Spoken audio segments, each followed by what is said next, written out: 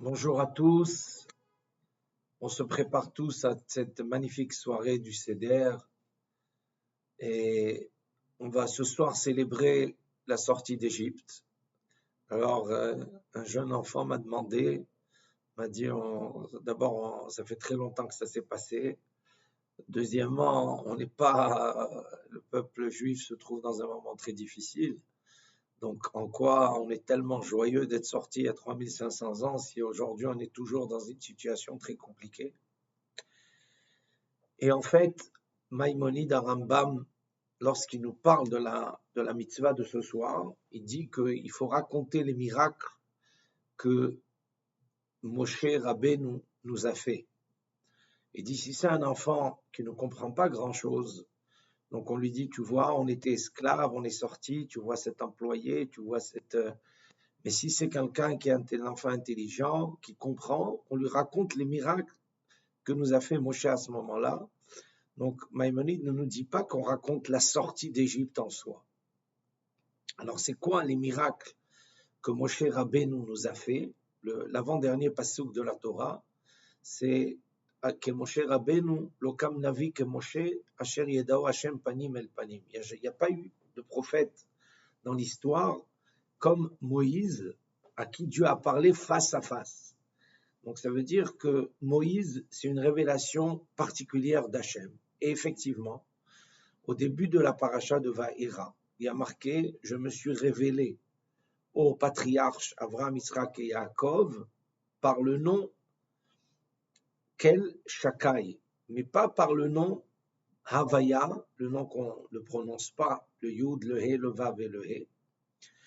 Et maintenant, je vais me révéler au moment de la sortie d'Égypte avec le nom Havaya Yud Kevavke, c'est-à-dire que Hachem, au moment de la sortie d'Égypte, révèle dans le monde ce nom qui signifie Aya, Ove, Veiye. Il a été, il est et il sera. Mehave Kol Havaya, il est à l'origine de toute création. C'est-à-dire que nous sommes un monde qui est un 3D, avec le temps qui est un 4e D, et évidemment l'homme qui est l'être essentiel, mais ça reste un système qui a été créé, un système limité. Et Akadosh Baruch Hu, c'est quelque chose qui n'a rien à voir avec tout ça. Akadosh Baruch Hu, il est en dehors de ce système. Pour imager ça, on pourrait dire, c'est comme si quelqu'un imaginait une bande dessinée de personnages qui vivent en 2D. Évidemment, ils sont limités à ce format de 2D. Et pour quelqu'un qui vit en 3D ou en 4D, il n'y a aucun rapport entre ces deux mondes. Donc, de même, notre existence, elle est limitée. Et au moment de la sortie d'Égypte, Akadosh Baruch Hu s'est révélé qu'il est à l'origine de tout et que chez lui, il n'y a pas ces notions de présent, de passé et d'avenir. On dit, tout le monde connaît ce qu'on prononce à la synagogue, Hashem Melech, Hashem Malach, Hashem Imloch Le'olam Vaed. Hashem Melech signifie aujourd'hui Dieu règne, Hashem Malach, Dieu régna, et Hashem Imloch, et Dieu régnera Le'olam Vaed à tout jamais. Alors, il n'y a pas de verset dans la Bible c'est une composition de nos sages qui ont composé ces trois éléments, Hashem Melech, Hashem Malach, Hashem Imloch. Et Hashem Melech, ça veut dire Dieu règne dans le présent. Et le présent, c'est pas seulement aujourd'hui, le présent hier et demain, c'est aussi inclus dans le présent. Donc, que signifie Hashem Malach, Hashem a régné? C'est avant la création du monde. Quand il a décidé de créer le monde, donc c'est quelque chose dont on n'a aucune idée. Et Hashem Imloch Le'olam Vaed, ça parle de la révélation du Mashiach et la vie à l'éternité au moment de la résurrection des morts. Hashem Imloch. Et nos sages ont aligné ces trois phases qui est le règne de Dieu dans l'histoire, depuis le début de l'histoire jusqu'à la fin de l'histoire. Le règne d'Hachem avant qu'il ait décidé de créer le monde, et le règne d'Hachem à la fin de l'histoire quand il y aura la venue du Mashiach et la résurrection des morts. Et nos sages les lient c'est une continuité il y a ici un suivi. Et en fait, j'ajoute encore un autre élément, c'est le Smak, qui est un des Baalei HaTosfot qui vivait en France, et un peu après l'époque de Rashi, et qui dit il pose une question sur le premier commandement. Dans les 10 commandements, il y a des commandements positifs, des commandements négatifs. Le premier commandement, je suis l'Éternel ton Dieu qui t'a fait sortir d'Égypte. Le Smak demande, il dit, mais il n'y a pas ici de commandement, c'est un fait. Je suis l'Éternel ton Dieu qui t'a fait sortir d'Égypte, c'est un fait. En quoi y a-t-il ici un commandement?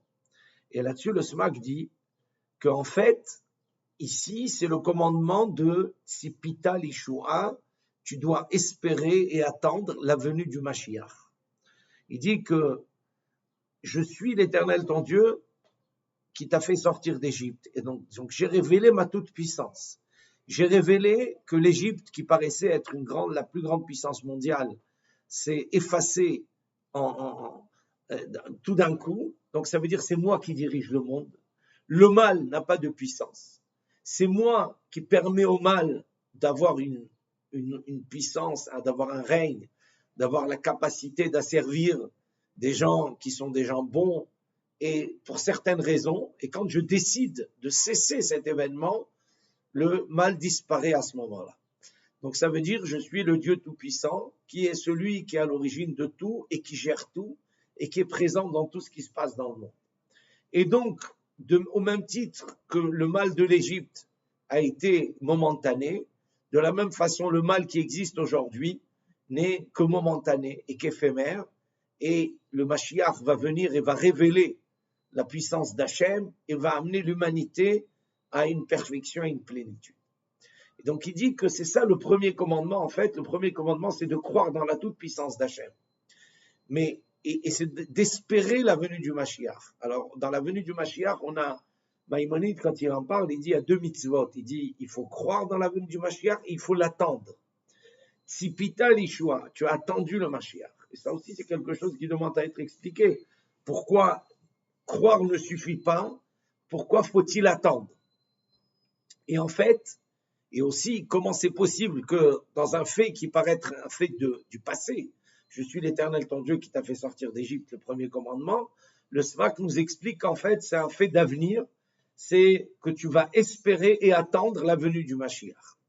Et en fait, ça signifie qu'au moment de la sortie d'Égypte, nous avons compris que l'histoire, il y a la présence d'Hachem, et la présence d'Hachem dans le présent, dans le passé qui a précédé la création du monde, et dans l'avenir qui est la réalisation du but de l'histoire, tout ça n'est qu'un.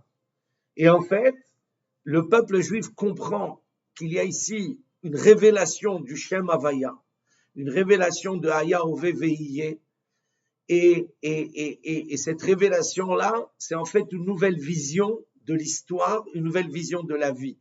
Nous ne comprenons plus la vie comme un événement présent, mais on comprend la vie comme une histoire qui se continue depuis la volonté de créer le monde, la création du monde et la rédemption du monde, qui ne font qu'un et qui en fait sont tous au présent.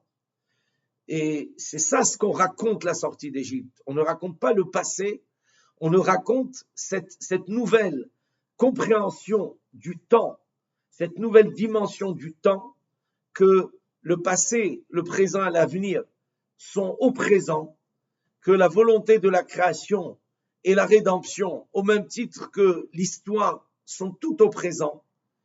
Et c'est ça ce qu'on raconte le soir de la sortie d'Égypte. On raconte que l'histoire, la véritable histoire, c'est un présent constant de révélation divine. Et donc c'est pour cela que cet événement qui s'est passé à plus de 3000 ans, il est pour nous présent, et l'avenir est pour nous présent. Et le premier commandement de la Torah, je suis l'Éternel ton Dieu qui t'a fait sortir d'Égypte, signifie le présent de la rédemption finale, Bezrat Hashem, qu'on a bientôt le Srout, de fêter la fête au temple à Jérusalem avec la venue du Mashiach.